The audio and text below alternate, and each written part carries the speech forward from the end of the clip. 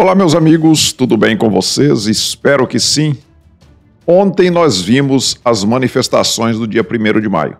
Tanto as manifestações pró-governo Bolsonaro quanto as manifestações pró-Lula, as manifestações lulistas. Eu juro para vocês que quando eu vi a convocação para manifestações do dia 1º de maio, já meio em cima da hora, né? Eu juro que eu fiquei com aquela ideia de que não deveria ser feito. Não deveria ser feito porque eu tinha certeza que seria menor do que foram as manifestações do dia 7 de setembro. Mas, graças a Deus, nós tivemos o pessoal da extrema esquerda indo para as ruas. Vocês vão entender por que eu estou falando graças a Deus eles foram para as ruas. Nós vimos que realmente foi uma realidade que as manifestações pró-governo, né, as manifestações do verde e amarelo, elas foram bem menores do que foram as manifestações do 7 de setembro. Mas mesmo assim foram manifestações belíssimas, foi uma manifestação gigante ainda, mesmo que tenha sido menor do que as do dia 7 de setembro. Eu, por exemplo, participei do dia 7 de setembro lá em Brasília e dessa vez não fui. E muita gente, assim como eu, não foi porque é uma coisa muito em cima da hora, depende de logística, depende de você estar preparado, né, financeiramente para ir para um outro lugar. Então, parece-me que essa manifestação, com raras exceções, elas se deram com pessoas que são ali da região, né, que moram ali no entorno de São Paulo. E as manifestações, elas aconteceram mais ou menos nesse porte, ó. E dá para ver bem lá a Avenida Paulista, né? Uma panorâmica ali de cima de um caminhão de som.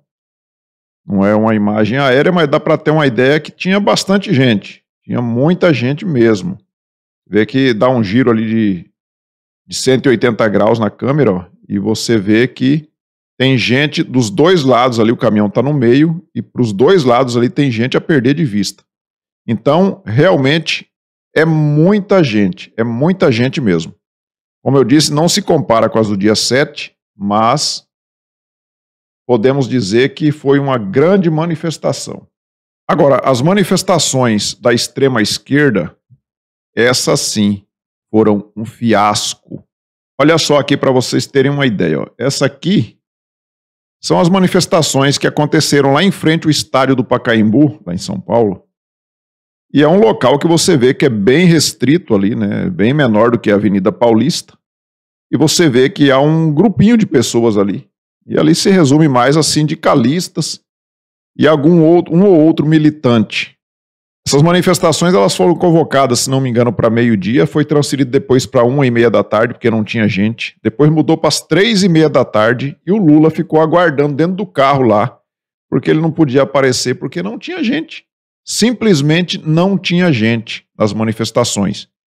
E o detalhe mais importante de tudo isso é que tinha lá um show da Daniela Mercury. A lei eleitoral, ela veda, ela proíbe os showmícios, proíbe o showmício. O presidente Jair Bolsonaro, ele nem subiu no palanque lá para não dar o que falar, para não acusarem ele de estar fazendo propaganda eleitoral fora de época, né, extemporânea.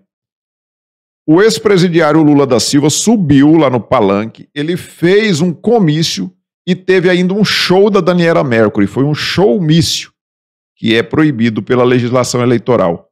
Será que o TSE vai fazer alguma coisa? Vocês acham mesmo que se tivesse tido um showmício lá na Paulista, tivesse um Gustavo Lima tivesse cantado lá e o presidente Jair Bolsonaro tivesse subido lá, pegado o microfone e falado, e cantor pedindo voto pro presidente Jair Bolsonaro, o que vocês acham que ia acontecer? É lógico que ele teria a candidatura impugnada, porque teria ferido a legislação eleitoral. É lógico que o TSE ia julgar e ia tirar o presidente Jair Bolsonaro da corrida eleitoral. Com certeza. O que o ex-presidiário Lula da Silva fez ontem foi isso. Ele fez um showmício, ele subiu no palanque, ele fez discurso.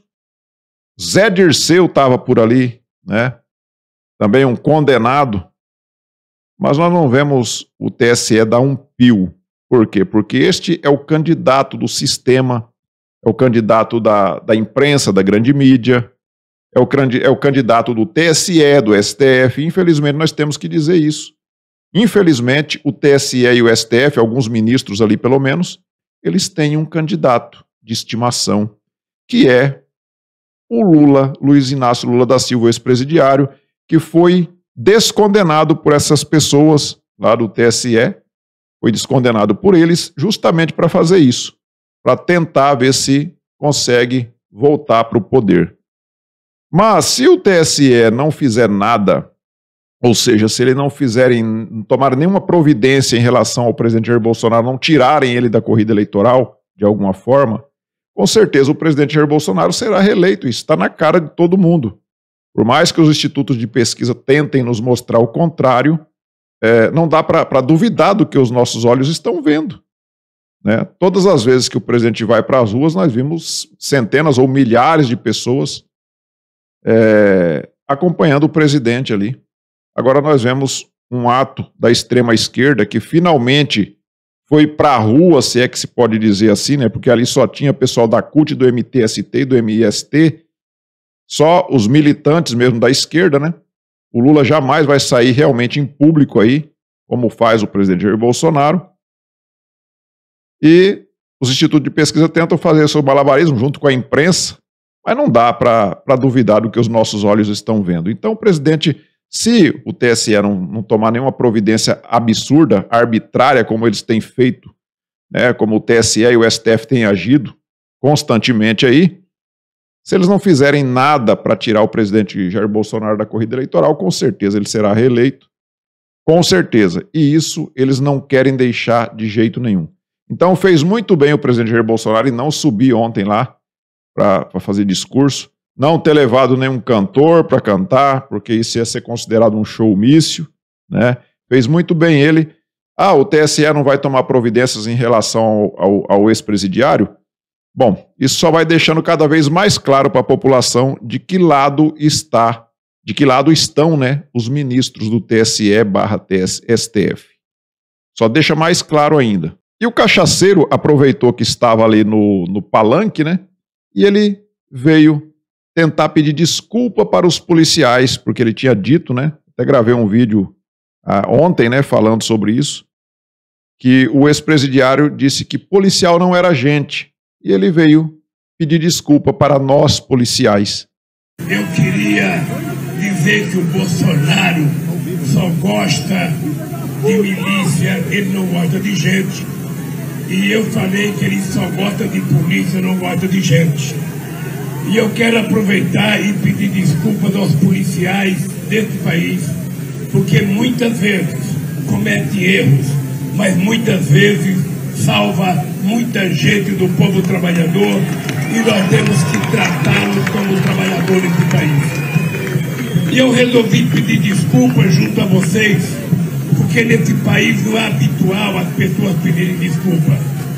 Eu, por exemplo, estou esperando há 6 anos que as pessoas que me acusaram o tempo inteiro peçam desculpa. Só peça desculpa. Sabe, peça desculpas ao povo brasileiro. Peça desculpas às mulheres e às crianças que ficaram meses e meses ouvindo eles me xingarem. Na hora que a minha inocência é provada e na hora que esta semana a ONU publica um relatório dizendo que eu fui vítima da sacanagem de um ministro, ele deve começar a pedir desculpa, porque é assim que a gente vai restabelecer o jeito gostoso de fazer política nesse país.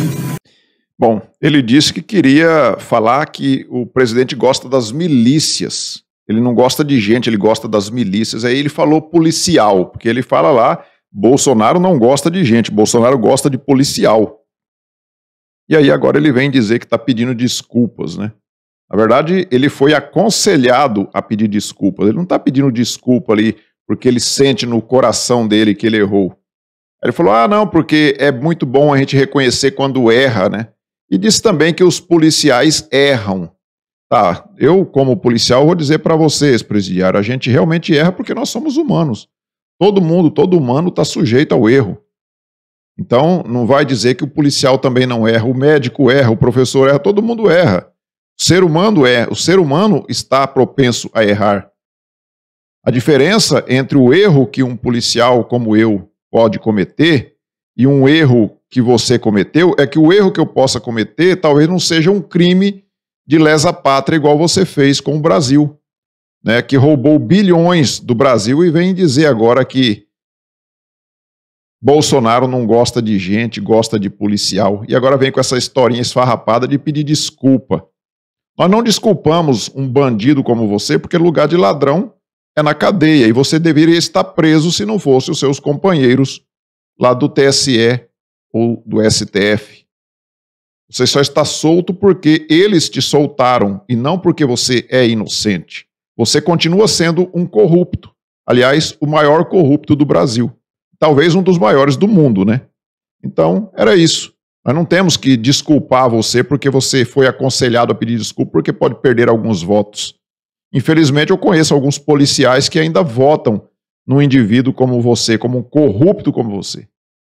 É impressionante saber que algum policial tem a cara de pau de votar num bandido como esse, que além de tudo ainda fala que policial não é gente.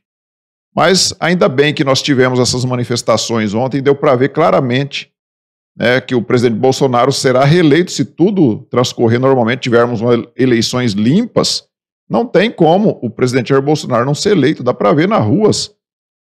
Antigamente, dia 1º de maio, a esquerdalha tomava as ruas. Agora você não vê mais ninguém da extrema esquerda indo para ruas.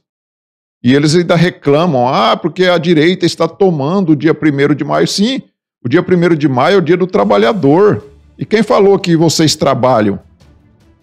Vocês só querem punir as pessoas que trabalham. O Lula não deixa, não esconde mais, ele deixa muito bem claro o que ele quer fazer se ele chegar de voltar para o poder. Por que ele acha, o que vocês acham que ele quer revogar a reforma trabalhista? Porque os sindicalistas estão desesperados, porque querem o dinheiro do trabalhador. É só isso que eles pensam. Eles não pensam no bem-estar do trabalhador, eles pensam no dinheiro do trabalhador. Então é isso, deixou bem claro agora, ficou bem claro agora para todo mundo. E não teve nem como a imprensa tentar esconder, apesar da gente ver um ou outro jornal aí dizendo, né, que foram atos antidemocráticos, isso já era esperado, né?